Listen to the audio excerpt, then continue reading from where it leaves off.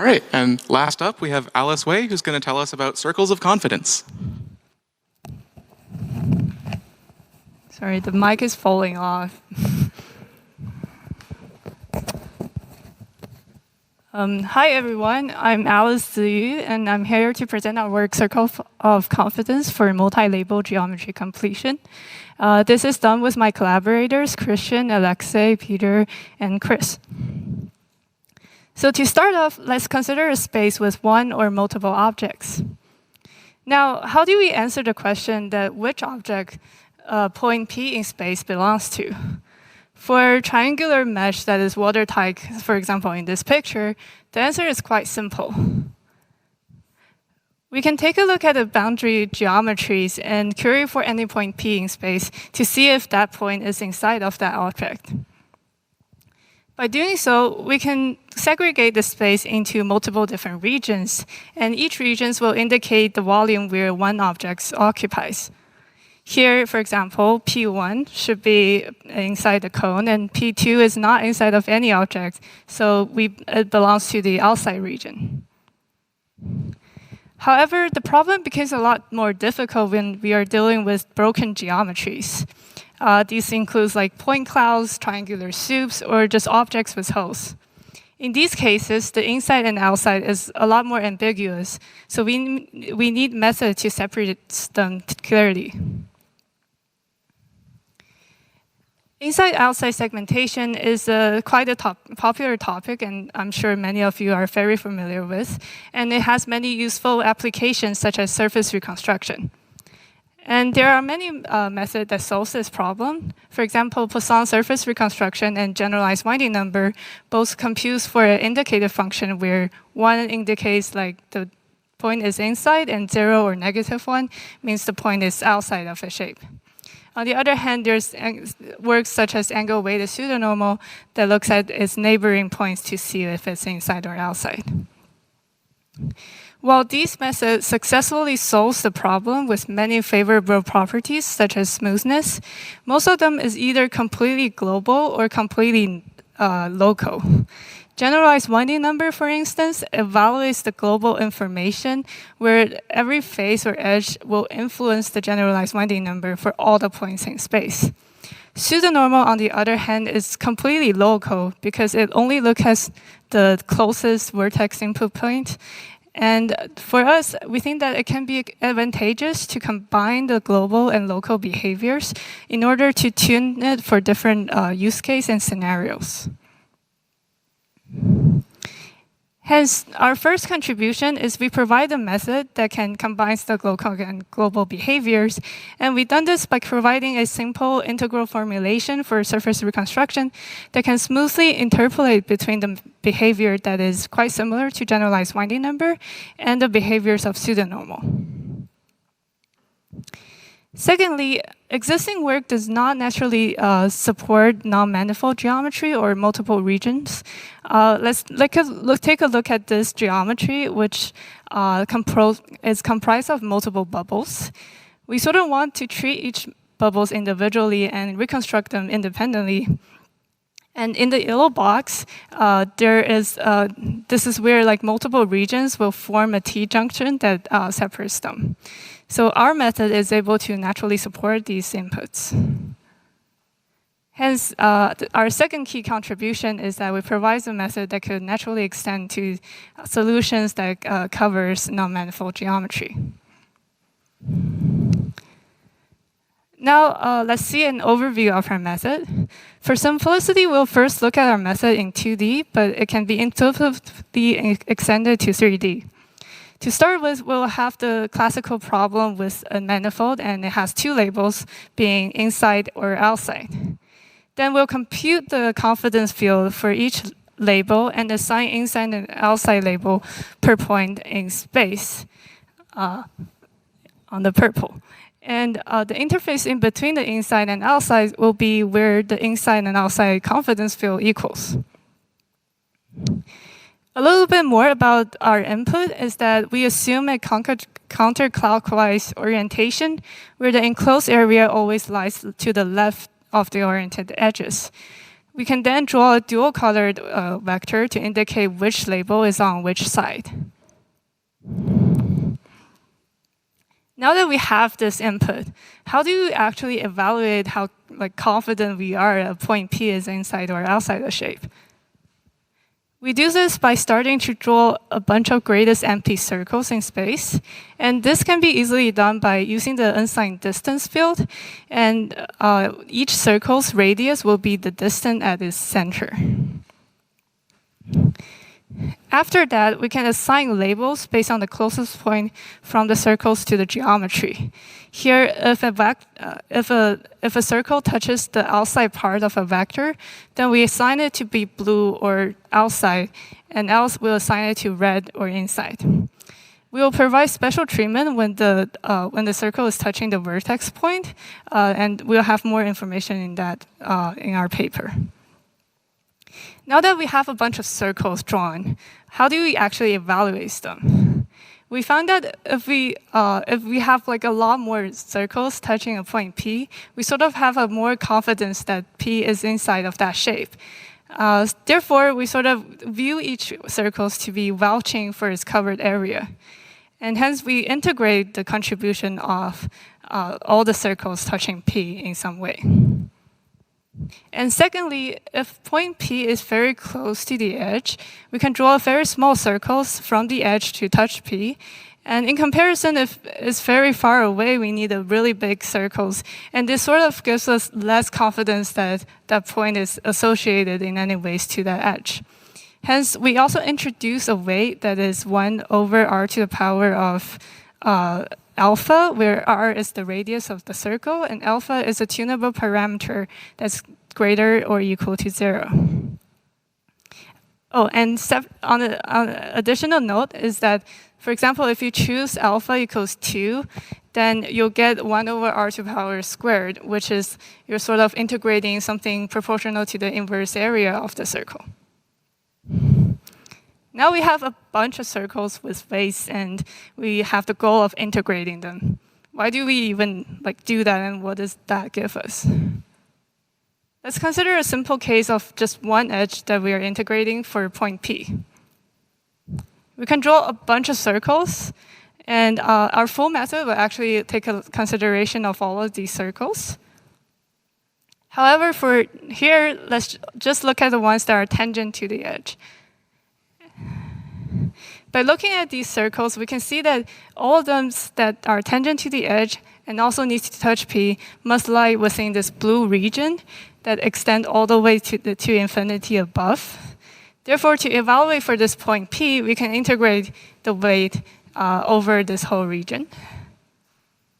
And by integrating for point P and for every point in space, and we take weight equals 1 over r to the power 2, we can get this nice field of values.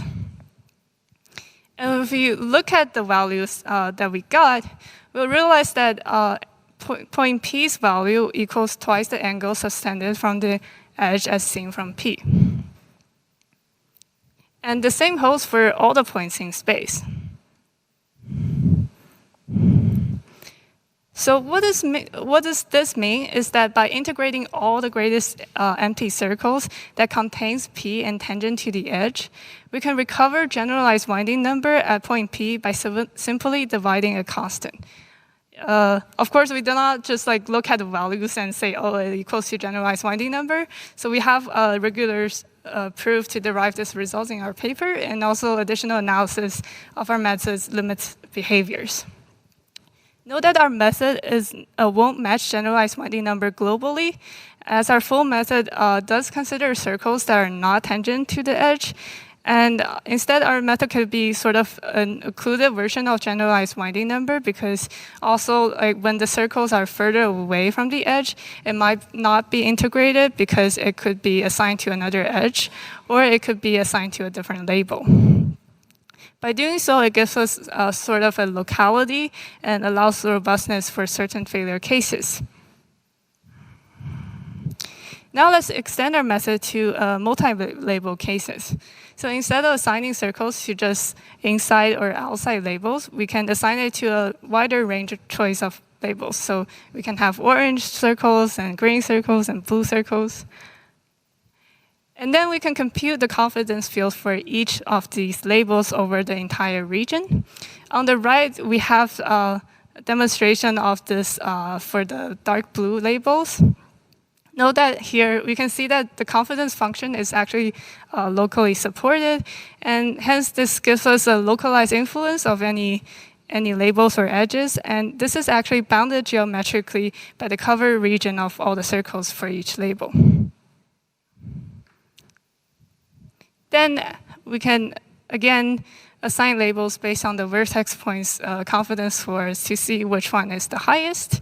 And the input interface between, for example, the green and yellow regions are exactly the line where the confidence of the two equals to each other. In implementation, of course, calculating each region and integrating for them is very expensive, so we discretize our method over a grid. The value is approximated in a way that when you decrease the grid size, it will gradually converge to the integrated value. Our construction also allows possibility to try different values of alpha with very little additional time. Now let's see some results. Here we reconstructed a footprint, and we can have results of like different alpha for tuning. And for instance, if you take alpha equals 2, you got this pretty nice and smooth output. And when you increase the alpha to, for example, 6, you'll notice that it will gradually approaches to the results of the pseudonormal down below. And in fact, if the alpha approaches to infinity, our results will also approaches to the results of pseudonormal method. Hence, by tuning this alpha, we got this smooth interpolation between smooth results, such as when alpha equals 2, which has close local proximity to generalized winding number, and when results have high alpha, that is closer to pseudonormal method. And in comparison to other results, we can achieve comparable results to all these existing work, and in some cases, outperforms them. Let's then look at some multi-label cases. Here, as we increase our parameter alpha, the confidence score will be more and more dependent on what is the closest label at any point in the input geometry. And similarly, as we increase our alpha all the way to infinity, our method would also approach us closer and closer to pseudonormal method. Now, most of the other works do not specifically design for multi-label inputs, so we try to perform a fair experiment by adjusting them to support this setting, and then tune them for the best parameters. Again, our method is comparable to other methods and also outperforms them in many cases. Our method can also be applied to a variety of shapes, and it is also not just limited to oriented edges, because in reality, you just need the unsigned distance field for drawing the circles, and the oriented surfaces in order to assign circles to different labels. So you can take like many different data types, such as point clouds, showing the bird example, and it doesn't really change much part of our method. We can also extend our method to color blending. Here, we weigh each color labels by its confidence score to compute the field color at any points. And we can also have control over the amount of blurring with the parameter alpha. As alpha increases, the results will become sharper and sharper. Our method can also be extended, of course, to 3Ds. We can just change oriented edges to oriented triangular faces, and greatest empty circles to greatest empty spheres. And since the integration formulation is basically the same, it's quite an intuitive extension. For the heart, we are reconstructing the missing disk, and we are able to give a quite smooth and faithful reconstruction, preserving some details such as the larger wings. And we are also able to take in results, inputs of different genus, such on the right, and we are able to restore its original topology except for the parts that are super broken. We can also process 3D with multi-labels. And to generate these inputs, we take the union of intersecting meshes and delete all the internal geometry. We are able to create the walls for the bubbles. We are able to create the walls in between the labels as shown in the cutaway view. And for the ABC results, we are able to give a plausible partition of the interior volume and separate these regions. And of course, our method has limitations. The first one is that it's quite challenging to produce a clean surface with the point-point labeling. While our method, well, we already proposed some approaches to make the results better and seemingly smooth, there are still plenty of rooms for improvement. And more importantly, our method suffers from high complexity, especially in 3D. So in the 2D case, our runtime is bigger than n to the power 4, and after a quadtree optimization, it can get to n to the power 3. However, for 3D case, it started off with n to the power 6. So even after octree, it will have n to the power 5 as our runtime. So in reality, these 3D results takes around 10 minutes. So in the future, we might try to better our performance by using adaptive sampling or a better octree refinement. So in conclusion, we provide a new method for geometry completion by simply drawing circles or spheres. Our method is able to interpolate between local and global approaches and is able to extend naturally to multi-label and non-manifold cases. Thank you.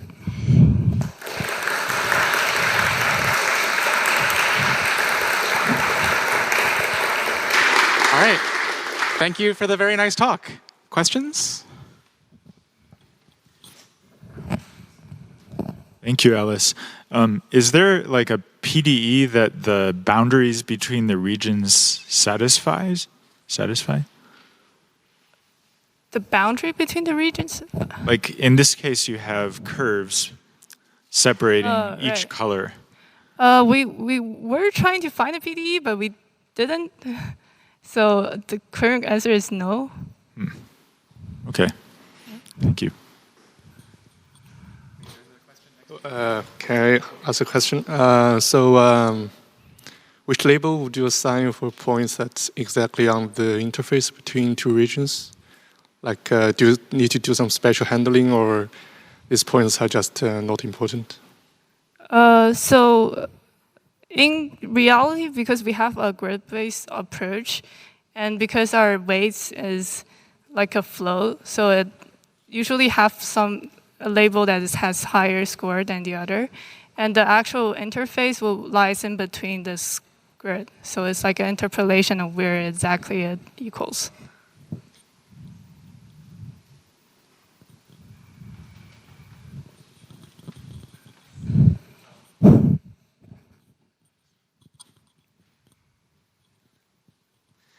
Hi. Firstly, I wanted to say thank you for the nice presentation. The question might be rudimentary. Please correct me if I'm mistaken. So I was wondering about the alpha value you introduced. Should it be treated like a hyperparameter to be tuned for the specific type of surfaces that you are dealing, or like a prior depending on the sharp cases or not? So I'm not sure if I understand this question correctly, but currently we just allow users to choose the alphas. And because our construction allows the alpha to be if you change the alpha, it's very little additional time to compute the results. So you can have a variety of results to choose from. And it might just depends on what kind of shape and what kind of results you want. Okay, thank you.